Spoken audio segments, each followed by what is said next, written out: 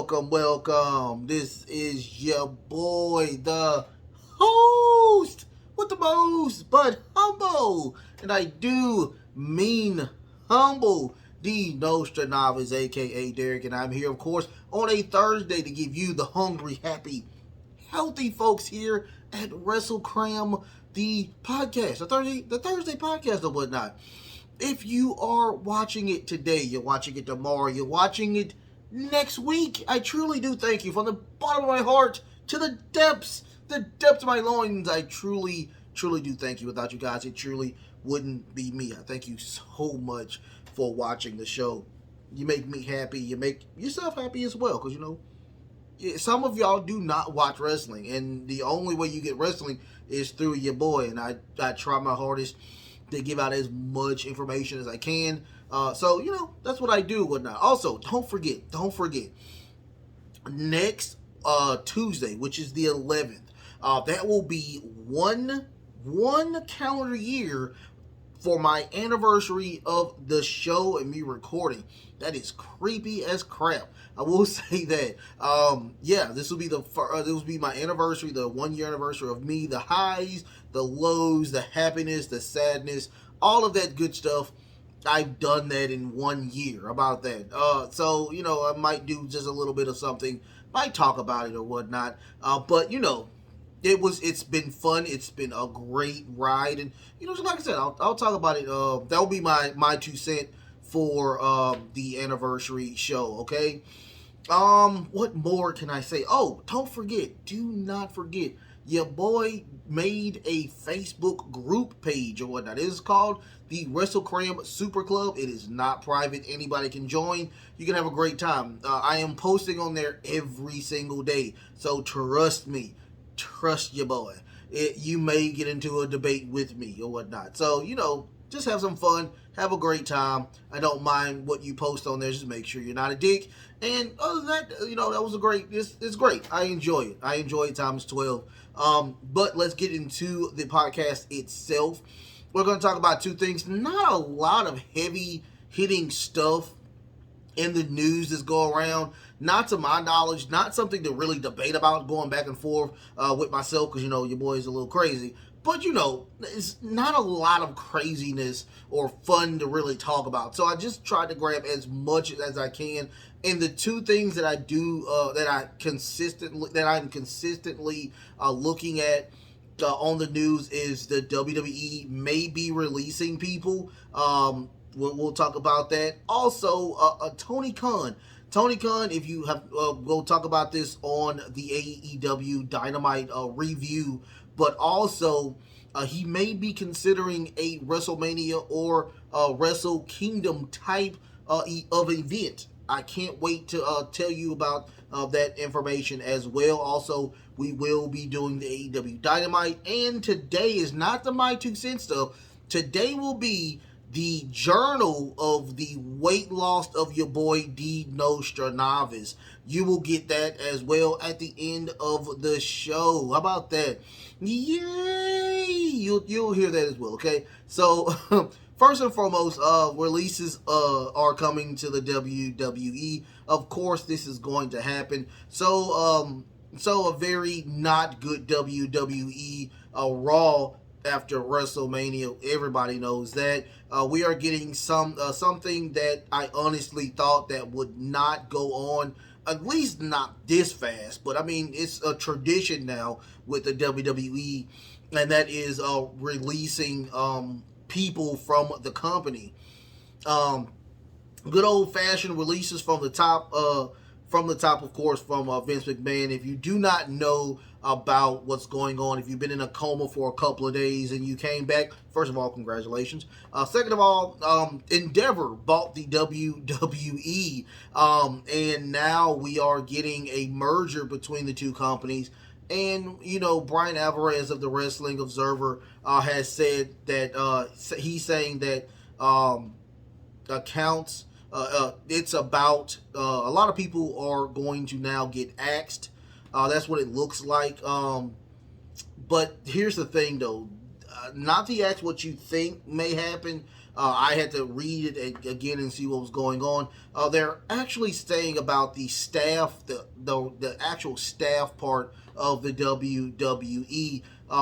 They're saying that the reason why they are doing this is because you may have two positions in both the UFC side and the WWE side, and you don't need both of those positions filled because one person can take care of both of those positions. So you may get somebody cut from the WWE side. You may get some people cut from the UFC side. Depends on who can do the job better. Also, Endeavor may be putting in putting in their key position, their people in key positions in the WWE side as well.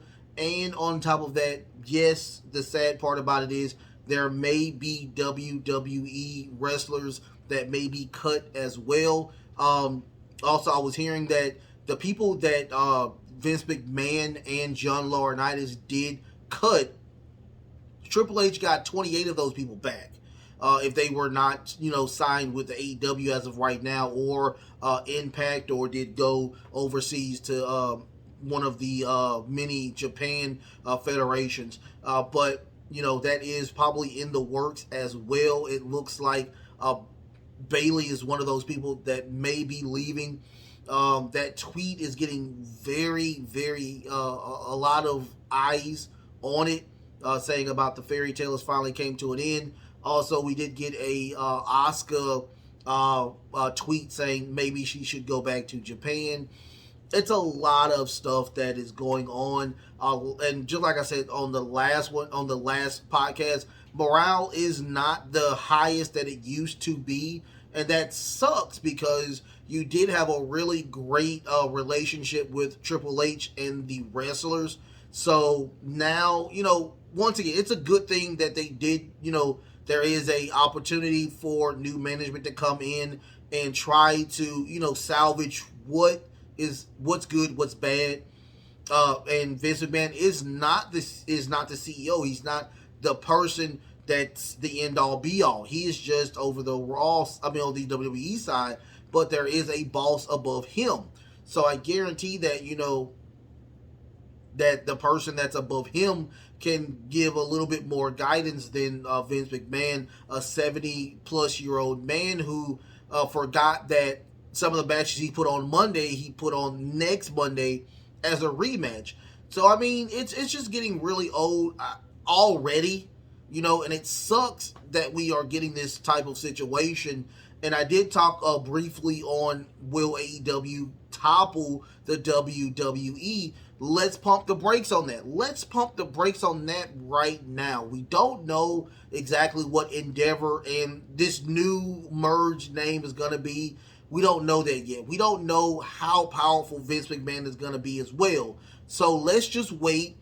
I guarantee it's going to be some pretty good stuff. I am hearing, once again, that, wrestlers will be able to have their own ventures outside of the WWE and get paid for it, like Twitch and OnlyFans and things like that. So we may get, Rose back. We may get her back. She was, released for crap that, she's had, I think, before even she was with the WWE. So we'll see what happens with that entire situation as well. Fingers crossed that, there's it's people that's on the roster that's being released that's not really being used, because what really pissed off a lot of people in the WWE and the people outside of the WWE is that people were released and they were on TV. That was the crazy thing about a lot of the releases that was last year and during the COVID era. There were people being released that was on TV that Monday and then got released that Tuesday, which is crazy to me about doing stuff like that. I'm happy John Laurinaitis is not there. Hopefully he will not get his job back over talent relations. He was a horrible person, and we hope that does not happen. Fingers crossed on that venture. But on from that to some good news or whatnot. Tony Khan with AEW. This is good news, you guys. Usually we don't get a lot of good news coming out of AEW, but Tony Khan is considering trying to bring in a multi-day signature event like WrestleCram and WrestleMania. Tony Khan may be considering some type of huge finale season type of event. To me, it truly makes sense. You see the greatness of wrestlers there. You also see multiple matches of the year contenders there as well. It's a no-brainer that you would have something considerably like Wrestle Kingdom and of course WrestleMania. We get a interview with Justin Burzo of Sports Illustrated, and Khan was asked about the possibility of holding a multi-day event like WrestleMania. He noted that they're considering it as of now. Khan said we could do an event spanning a weekend, and we could also do multiple events across a week, says Khan. It's something we have considered, especially as we kept entering so many new markets. We're looking forward to expanding and holding more huge events. And the next pay-per-view, AEW Double or Nothing 2023, is set for May the 28th, and is being held at the T-Mobile Arena in Las Vegas. And that is a arena event, you guys. So they are actually getting the views now and getting the people to come out to watch them if they are getting now actual stadium events. The T-Mobile Stadium, I'm thinking that is the the Las Vegas Raiders. If I'm wrong, correct me in the comments, but I think that is where the the Las Vegas Raiders now, formerly the Oakland Raiders, I think that's where they play at. Beautiful, beautiful arena. Have not been there yet, but the way it looks, it is a gorgeous arena. One of the newest arenas they have in the NFL, and that would be a great starting point for something to this magnitude. I cannot wait for something like this to happen. And it would be okay for the AEW to kind of copy and paste what the WWE does. They do have their top four main premium events, which is, of course, I think it starts with the Royal Rumble, and then after that they have Survivor Series. After Survivor Series, they have WrestleMania. After WrestleMania, they have SummerSlam. So you have those four. They already have their four, which is Full Gear, Revolution, Double or Nothing, and They have All In and All Out. I think it's what it is. But they can have something to that extent to have where it is they're huge, they're spectacle, something great like that. I would love for them to have a 2-night event, because I'm tired of watching 18 million matches in one night and trying to review it right after. I love their shows. Hands down, their shows are awesome. It's just a lot to watch. And them having a multiple a day show, I would enjoy that. The multiple week thing, I'm not feeling that type of situation. Have a weekend, have a huge event, Saturday and Sunday. Go against nobody that is doing a pay-per-view that weekend, and have a great time doing it. I promise you, I think it will be really fun. It's exciting. It will be just like the WWE WrestleMania, and it will be great, just like Wrestle Kingdom as well. I would love to see something like this. I hope that this does finalize and we get something like this. Much love to AEW. Great job on thinking of doing that, and they should do it, hands down. Even if they mix both AEW and Ring of Honor, you can do both of those. Have 10 matches, because they do match and match. They don't stop like WrestleMania. There is no stopping. They match, then a match. That's how it works. So with them, you can get 10 matches in, 20 matches for the night. I would enjoy that. I would enjoy that times 12. So after that, let's go ahead and get into the recap of AEW Dynamite. And it's funny because we now know where Jay White is heading to or whatnot. I guarantee I guarantee it's because of what's going on with the Endeavor and WWE merger. I guarantee that's what he did. So after that, we were supposed to get the Juice Robinson versus Ricky Starks match. We did not get that match. They actually shoved the ref out of the way. Jay White came out of nowhere, hit him from the. He got hit from the back or whatnot. They beat the crap out of Ricky Starks. We get the switchblade from Jay White. They both walk off. I guarantee a faction is about to be made, some type of new Bullet Club that's going to be installed with this group. I can't wait to see what they do with Jay White. Jay White is a great addition to AEW. After that, we get a recap of what Adam Cole and Daniel Garcia, that match, which I thought was a lackluster match, but it was a match altogether. Chris Jericho had an interview, a backstage promo, and he was just talking about the match was okay. The issue was that they did so much to uplift Adam Cole after he won. He got the confetti, he got the beautiful girlfriend that came out and showed him love. Everybody showed him love except Daniel Garcia. So now he is truly upset behind that situation and the lack of disrespect and the disrespect that not only on Daniel Garcia but the Chris Jericho Appreciation Society. But out comes Keith Lee. Keith Lee tells Chris Jericho that he's not a huge fan of Adam Cole as well, but it is what it is. And you, which he was talking about Chris Jericho, are the king of disrespect. And now it's time for me to teach you how things are when it comes to respect. And he walks away. Look like we have a challenge between Keith Lee and Chris Jericho. But last time I checked, Keith Lee still has beef with Swerve. We will find out what Swerve is talking about because he has a huge announcement on Friday. I can't wait to see what that's going to be about. After that, we get the House of Black versus Orange Cassidy and the Best Friends.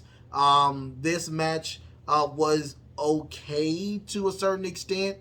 This was one of the first matches of 3 title defenses that was going to be on for today. We got Orange Cassidy attempting to do a suicide. They grab him, throw him on the edge with his back out on the edge of the ring. The Best Friends attempt to do a suicide out of the ring. They catch them. They throw them on the edge of the ring as well. I thought that was pretty cool. I thought it was pretty funny as well. They out in the audience. We see Rouge and his faction out there. I'm not going to destroy that name. I know it's the Goblet, but I'm not going to destroy the rest of that name or whatnot. It took me a while to figure out the Gato El Fantasma. So it's going to take a while for me to figure out that name as well.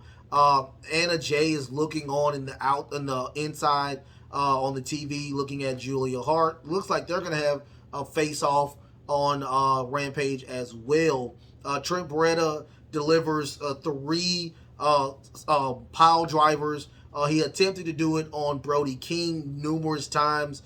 That didn't happen. We finally got him softened up for him to do the pile driver, which he got done.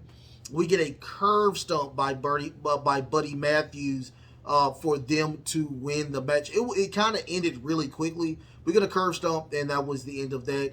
They do retain their titles, so it looks like they are going to be facing that faction with a Rouge or whatnot. After that, we get a small video package with Christian Cage. Looks like Christian Cage is 100% healthy, and he has a friend. It looks like we have a doctored Luchasaurus. He looks kind of like, Legion of Doom type of uniform. Looks very interesting. I can't wait to see what they do with that. After that, we get Riho versus Jamie Hayter. This is for the AEW World title. I'm gonna tell you like this. I'm a fan of Joshi wrestling. But some of this stuff I see when Joshi comes to AEW, it just doesn't make any sense to me. And I'm gonna put on my Jim Cornette hat. I do apologize for this, but if you look at Jamie Hayter and you look at Riho, no disrespect to Riho, because Riho is the original women's AEW world champion. No disrespect. It just was a huge disadvantage to Riho. And the thing is, to me, Riho doesn't have, the AEW skills like a Jamie Hayter or a Britt Baker or a Soho. We don't have that. And when I tell you this match, I mean, Riho got a lot of offense in. Don't get me wrong. I mean, it was a lot of nice moves that Riho did, but at the end, it was kind of a bot. It was very botchy because Jamie Hayter put her in the Haterade, and she kicked out. But I don't think she was supposed to kick out. So she picks her up again and puts her in the ripcord and that Haterade for her to win the title and retain. So Jamie Hayter does retain her title again. They do get a Outcast, not that Outcast, the actual Outcast for AEW, and they were just sarcastically, thanking, congratulating Jamie Hayter on her win. Ruby Soho says that they need some type. They're there to control or take control of the narrative of the women's division, and their goal is to get Jamie Hayter not to be the champion. So they are trying their hardest for her to take any one of those three. They take that belt off of Jamie Hayter. After that, we got a Chris Jericho Appreciation Society, or just Cool Hands Ange and Daddy Magic. They came out with the Acclaim. The Acclaim, Daddy Magic said, I love this. He said, do you know what makes Daddy Magic nipples hard? And out comes the Acclaim. They, in the rap, declined to be a part of the Chris Jericho Appreciation Society. But Cool Hand Ange thought that, they declined, but they still want to be a part of the group. So they are going to have I think it's an 8-man tag, Cool Hand Ange and Daddy Magic and the Acclaim versus people will find out on Rampage. So there's still hope that they are going to join the Chris Jericho Appreciation Society. So Daddy Magic says, "Scissor me, Daddy," as you like, and Billy Gunn says, "No, this takes skill, and people who do not have skills can be hurt with this." So they do the scissor me, Daddy ass, and that was pretty cool with that. I thought that was pretty funny. After that, we get the MJF. He does get the day, which I forgot which day it is, but I think it was yesterday, which is going to be officially the MJF day here in not here like I'm in Long Island, but in Long Island they will have an MJF day. He does get the key to the city or the borough because it's New York City. But anyway, Mike Rogers and his band, they play a beautiful song that MJF sung. I love big band music. I love jazz music as well. So that's one of my favorite type of genres is big band music and jazz music. And he sung a song called Pennies from Heaven, and it was really, really, really, really good. I thought it was a great thing, and I didn't know that MJF had pipes like that. Great job on this whole segment. So I guess the manager of this city, is it Joseph Sadiato? As soon as they said his name, they booed the shit out of this guy. And he gave him a bigger key to the city, and they did praise MJF for being part of this situation, and the love that he got from Long Island. It was just crazy. So they did give him a "You Deserve It" chant, and he started talking about Sammy Guevara, uh, Darby Allin, and Jungle Boy, and he talks about Jungle Boy the in his small pee. I thought that was pretty funny as well. So this promo was about his eighth grade teacher. Her name was Mrs. Barrett, and he says that he suffers from ADD. I kind of suffer from ADD as well, but he does say that Mrs. Barrett, when he was in her class, while he was studying, he sometimes Mrs. Barrett would stop him from studying and would alert him to the board and try to take care of one of these things out of the blue. He didn't know it, and she would stop the class and say, "This is the definition of a really bad student." And he said at the end of the year, Mrs. Barrett pulled him to the side and asked him, when you're daydreaming, what are you thinking about? And he said that he was thinking about pro wrestling, and he says that y'all don't be like Mrs. Barrett, don't be a stupid bitch or whatnot. So he shitted on this lady. I don't know if it was a real person. It just seemed like it was a real person, but man, it was just something serious. So he tells people that if you want something hard, go for it. Go as hard as you can to get it, but just know that you can't be me. Of course, and he did the slogan or whatnot. So he goes back outside. He says, "Do y'all want a encore of this great song that he did sing?" So he goes back to the band. The people, one of the men had one of the cymbals and sprained it really, really hard. He's like, "Do you idiot? That was supposed to be on me."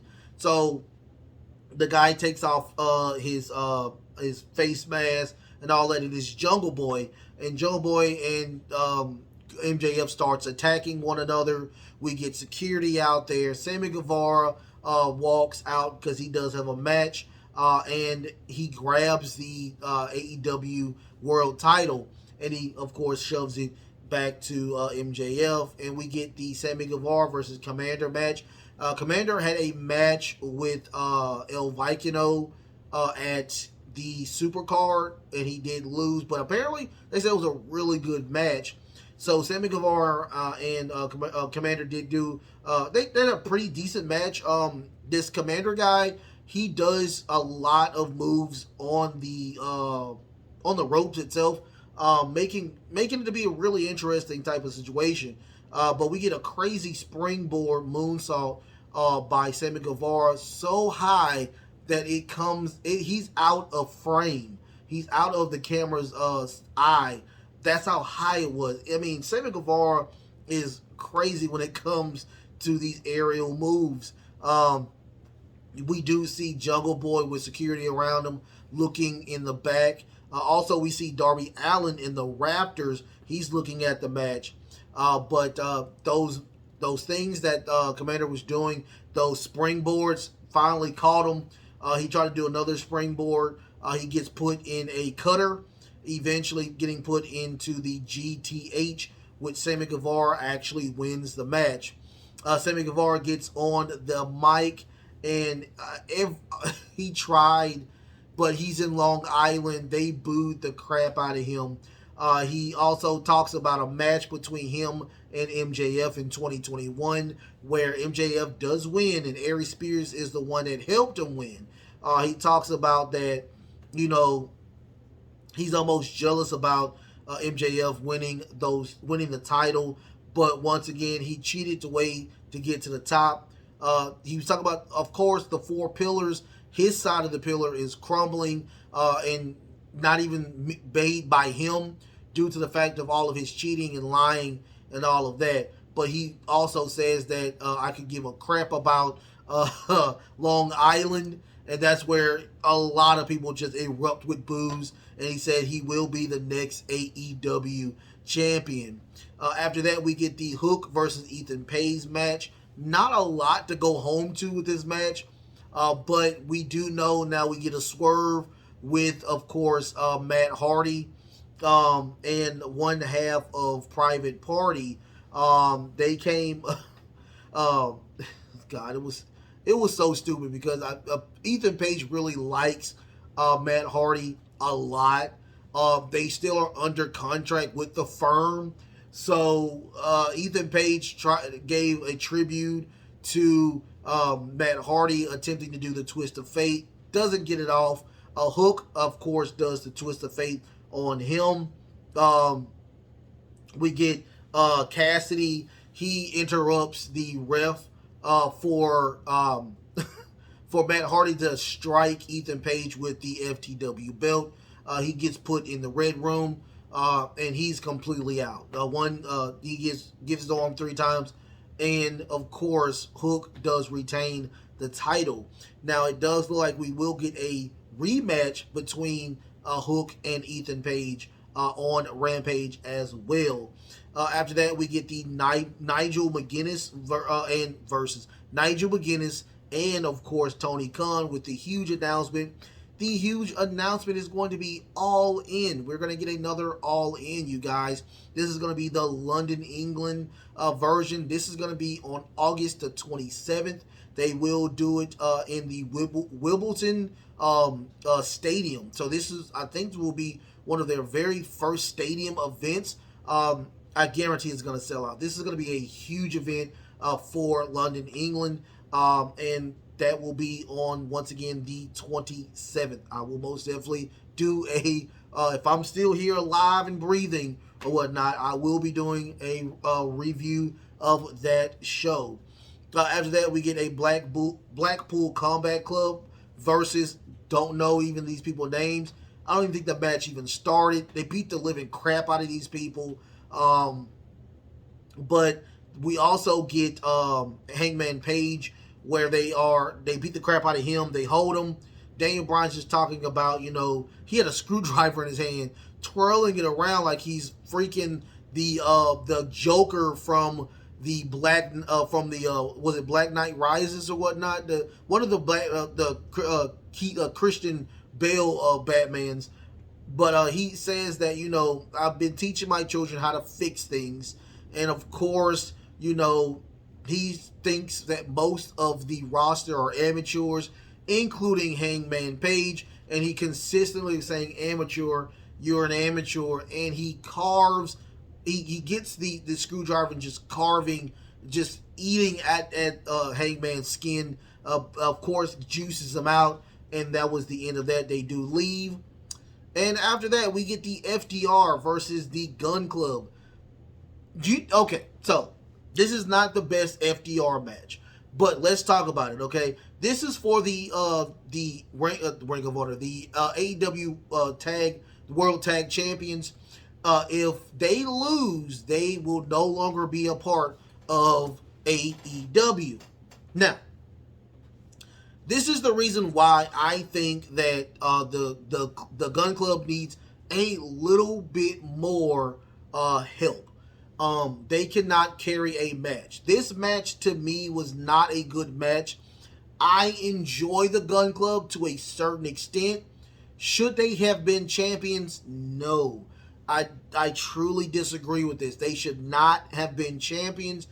This match was not a caliber to a point of them being the main event. No disrespect to the Gun Club. They remind me of a off-brand version of who I really enjoy, Pretty Deadly. But Pretty Deadly, they use dirty tactics, period, to win. And this is what they tried to do. So we get a Shatter Machine toward the end of the match. And this was really cool what they did. So we got a 1-2, and I think it was Colt. He grabbed the referee out of the ring. Usually that is a grounds for disqualification, but the ref let it slide. After that, Austin delivers a famouser on to Dax. Beautiful famouser on to Dax. Dax does kick out of that. I think Austin was the one that delivered a low blow to Dax, and right in front of the referee. The referee was about to call the bell, but they did. He said, "No, we're not going to do that. We're going to keep going." So Colt grabs both of the titles, but he throws one into the ring where the referee saw it. He's like, "No." He throws that one out. He gives the other one to Austin, delivering. And what happened with that was that Dax was trying to do a suicide headbutt. He falls onto the belt all by itself, knocking him out. 1-2, we get a kick out. So after that, we get a beautiful 310 to Yuma. That is the finisher of the Gun Club. They kick out of that. But we do get a double where Dax get up. He spits in the face of both of the Guns. We get roll-ups, and they win the match. They won the match. That was the end of that fiasco. I mean, it was a decent match. Was it once again, was it the best FDR match? Not by a long shot. We do get confetti. We get all huge pop, and we got the Mark Briscoe. I said the Briscoes. Mark Briscoe comes out and shows FTR some love, and we fade to black. Now, once again, I thought that the Dynamite was really good this go around. I enjoyed pretty much everything about the card except the ending. And the beginning. I wanted to see Ricky Starks face Juice, but now, I look at it now and we are going to get him versus a true world champion. So it's going to be very interesting to see what we see with this situation. Okay. Let's go into my journal of course, my weight loss journey. How about that? So right now I am down only 2 pounds. I weigh myself every Thursday. I'm down 2 pounds. So I am 197, which is good. I mean, it's good. But I will say this. I started this journey still eating a little bad. Not gonna lie to you. And the thing is, anybody will tell you this. Working out is 30%. It's only 30% of the job. You have to get yourself into some type of great food regimen as well, or if you want to say a diet. I'm still struggling with eating awesome fast foods, and I'm going back and forth from doing a all plant protein meal replacement, which I think are really good. They're really tasty. I enjoy them times 12. I do those for breakfast and lunch. I think I'm going to switch it around to do it just for breakfast and do something heavy for lunch, and work on just doing a meal replacement in the nighttime, or probably going to Smoothie Kings. I am a huge fan of Smoothie Kings as well. I used to do just Smoothie Kings at night and just be fine with that. Like I said, I mean, I'm working on it. I'm truly working on it now, since I did get paid this week. I get paid every other week, so I got paid this week, and it's working toward now I can buy the stuff that I can work on, instead of paying. I have to pay bills, take care of my that situation. But I do have money left over that I can actually do what I want to do. One of the things I have done is I have rebought a waist trainer, which I will be wearing every single day. Even probably sleep in my waist trainer. I need to buy probably another one, so when that one gets soggy, I'll put that one in the washer or whatnot. But I will be doing the waist trainer every single day, especially when I'm at work or whatnot. But the working out part, I am diligently working out every other day. I'm trying to get in every day now. But this is just the first week of me doing this, and when I tell you my body was sore, my body was just sore, because I'm guaranteed it just wasn't used to going to the gym every day. I used to go every day, and so it's just getting back to trying to do that situation. And I promise you I will. I guarantee I probably will have a better results hopefully next week. I do. I'm working. I'm working on it. That's all I can say. I'm working on it because I would love a summer body next summer. How about that? A great summer body next summer. So I will let y'all know exactly what's going on next Thursday, you guys. Next Thursday, you will find out some more stuff about what's going on with this old chum and how I am working out. All right. Let me know. Let me know what's going on and whatnot. What about, of course, the so-called or the soon-to-be releases with the WWE? How about that? Or let's talk about, of course, the AEW having a super card, having a super finale, if you so say it. And also, how about the AEW Dynamite? What did you like? What did you not like? FDR, they are part of apparently they must have re-signed with AEW.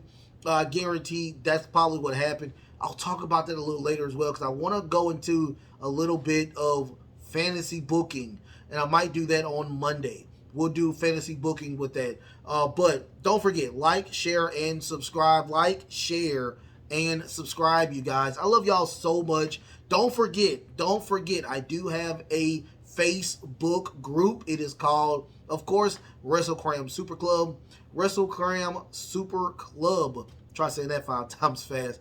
But yeah, go check it out. It is not private. You can go join, have fun. Just like I said, I post on there every single day. And just like I said, you may get a debate out of me. You may not get a debate out of me, but you will get some love as well, okay? Once again, I love y'all so much. Until next time, the best is truly yet to come. Love, peace, and of course, wrestling.